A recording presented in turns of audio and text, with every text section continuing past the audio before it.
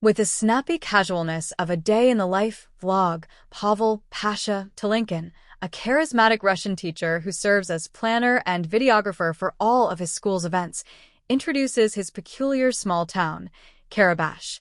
Known as the most toxic place on Earth due to a copper smelting plant, here the average life expectancy is 38 and cancer affects the population disproportionately.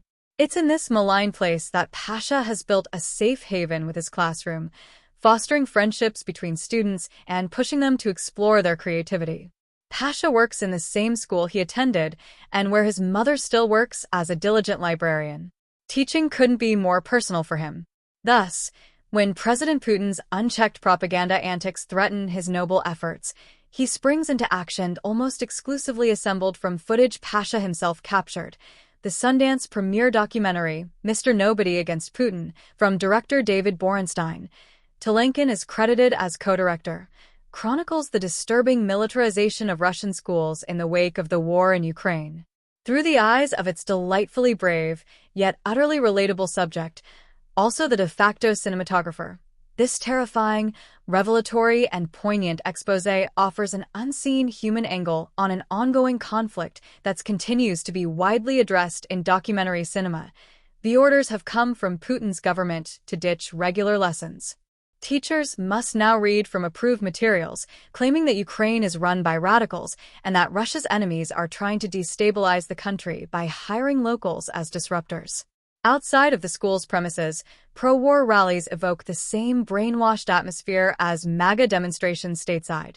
As someone whose job already involves holding a camera and filming everything relevant occurring inside the school, Pasha partners with artists outside his home country and begins shooting with the intent of divulging the takeover of education.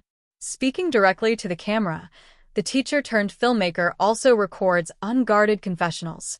He saves his most dejected thoughts for these solitary sessions.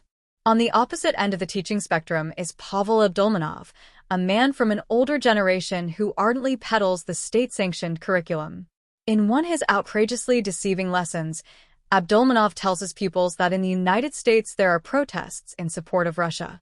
And while this classroom propagandist, with a fondness for Stalin's most ruthless men, may be inflating the facts, as he and the other teachers are instructed to do, the parallels between Putin's regime and what American conservatives wish for their own country astound.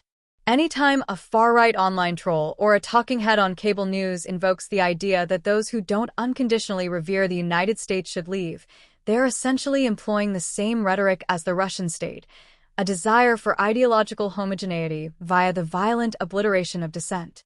That's sure to unsettle viewers in the West, even if the filmmakers don't explicitly invoke the similarities. T.O. keeps shooting, Pasha must suppress his rage and only dares to carry out small protests, such as playing the U.S. national anthem sung by Lady Gaga, but those are enough to earn him suspicion. In their collaboration, the filmmakers succeed at exemplifying the impact of the Kremlin's decisions through the lens of Pasha's daily interactions inside a single school. When Putin passes a law that will sentence anyone deemed a traitor to the motherland to life in prison, the stakes of Pasha's incognito mission gain alarming significance. Images of the leader making outrageous statements are interspersed throughout, not only to provide context but for the doc to make good on its title.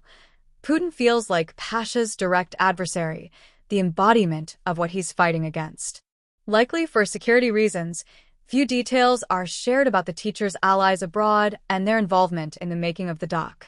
The same goes for Pasha's personal life. No friends outside of the institution, no romantic partner, and no other family members appear. The origin story behind his unwavering vocation to help the youth, which is never in doubt, and why he didn't pursue a different professional path is unfortunately also absent. Even as reserved as this self-portrait is, Pasha's bubbly personality comes through with genuine infectiousness.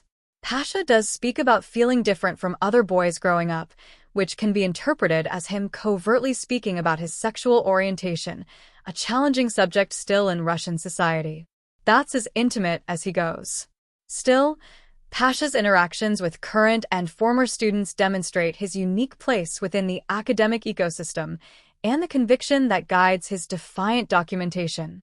For most of these kids, He's the most revolutionary force they've ever encountered in a world of fear-inducing indoctrination.